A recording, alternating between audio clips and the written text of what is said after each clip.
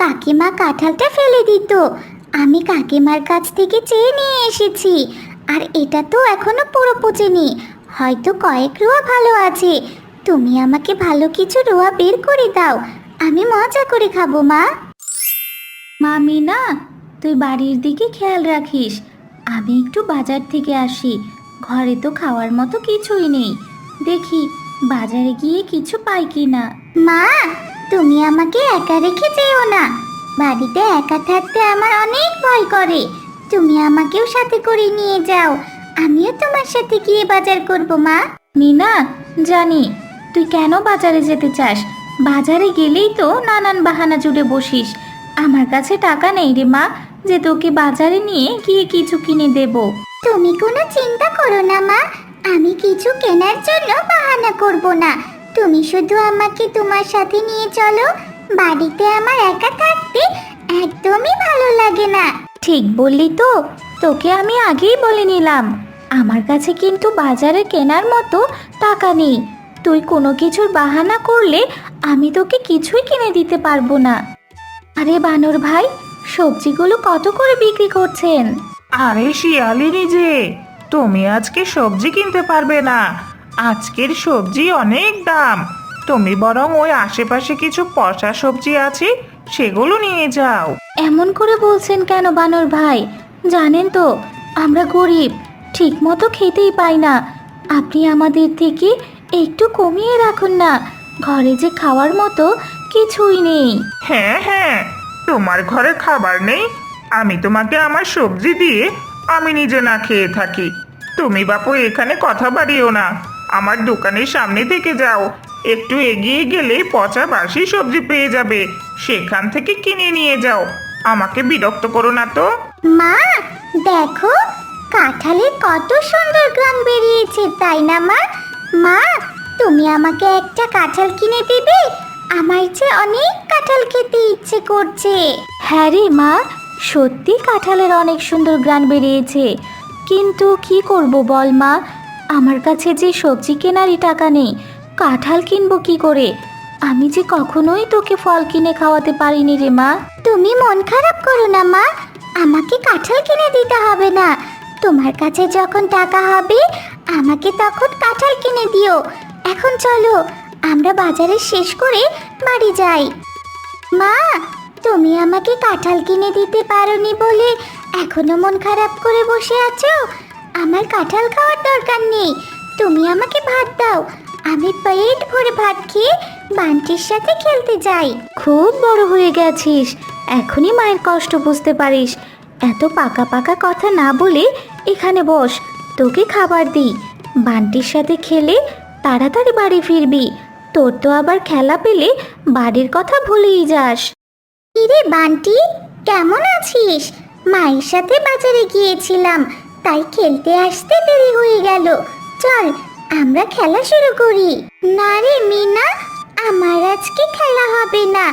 আমার মা আমাদের কাঁঠাল বাগানে গেছে, মা না আসলে আমি খেলতে পারবো না। তোদের কাঁঠাল বাগানে তো এবার অনেক কাঁঠাল ধরেছে। আজকে চল আমরা তোদের কাঁঠাল বাগানে যাই, সেখানে গিয়ে কাকিমার কাজে সাহায্য করি, তাহলে তার কাজ তাড়াতাড়ি শেষ হবে। তুই ঠিক বলেছিস, চল মিনা, আমরা বাগানে গিয়ে মাকে সাহায্য করি। কাজ শেষ করে এসে আমরা খেলা শুরু করব। কিরে বান্টি মিনা, তোরা এখানে কেন? তোরা তো বাড়িতেই খেলা করতে পারতি, এত কাজের মধ্যে আবার বাগানে আসতে গেলি কেন? না কাকিমা, আমরা বাড়িতেই ছিলাম। তুমি এখানে একা কাজ করছো, তাই ভাবলাম আমি আর বান্টি তোমাকে সাহায্য করি, তাহলে তোমার কাজ তাড়াতাড়ি শেষ হয়ে যাবে। আমার বোকা মেয়ে বান্টিকে তুই ফুসলিয়ে কেন বাগানে এনেছিস? আমি কি কিছু বুঝি না রে মিনা। বাগান থেকে কাঁঠাল নিয়ে যাওয়ার ধান্দা করছিস, তাই না? না কাকিমা, তুমি ভুল বুঝো না, আমরা সত্যি তোমার কাজে সাহায্য করতে এসেছি। বান্টি বলল তুমি বাগানে একা কাজ করছো, তাই আমরা আসলাম। আচ্ছা ঠিক আছে ঠিক আছে, এখন চল বাড়িতে চল, আমার কাজ শেষ। সব পাকা কাঁঠাল পেড়ে ফেলেছি, এগুলো বিকেলে বাজারে বিক্রি করতে নিয়ে যাব। আচ্ছা কাকিমা, ওই কাঁঠালটা ওই দূরে কেন রেখেছো? ওটাও এই কাঁঠালগুলোর সাথে মিশিয়ে দাও। না রে মিনা, ওটা পচা কাঁঠাল, ওটা ফেলে দেব, তাই আলাদা করে রেখেছি। পচা কাঁঠালটাকে ভালো কাঁঠালের সাথে রাখলে ভালো কাঁঠালগুলো পচে যাবে। কাকিমা, তুমি আমাকে পচা কাঁঠালটা দিয়ে দাও। কাঁঠালটা তো মনে হয় অর্ধেক পচেছে, কয়েকটা রোয়া হয়তো ভালো থাকতে পারে। মিনা, তুই এই পচা কাঁঠালটা দিয়ে কি করবি? মা, তুমি মিনাকে একটা ভালো কাঁঠাল দিয়ে দাও, সে তো আমার বন্ধু হয়। এই বান্টি, এই তুই চুপ কর। এখন কাঁঠালের কি দাম তুই জানিস? একটা ভালো কাঁঠাল দিয়ে দাও বললেই হলো। মিনা, তুই বরং এই পচা কাঁঠালটা নিয়ে নে, ওটা এমনিতেও ফেলে দিতাম। কাকিমা, তোমাকে অনেক অনেক ধন্যবাদ। আমি কাঁঠালটা বাড়িতে নিয়ে যাই। বান্টি, আজকে আর খেলবো না রে, আমি বাড়িতে গিয়ে কাঁঠাল খাবো।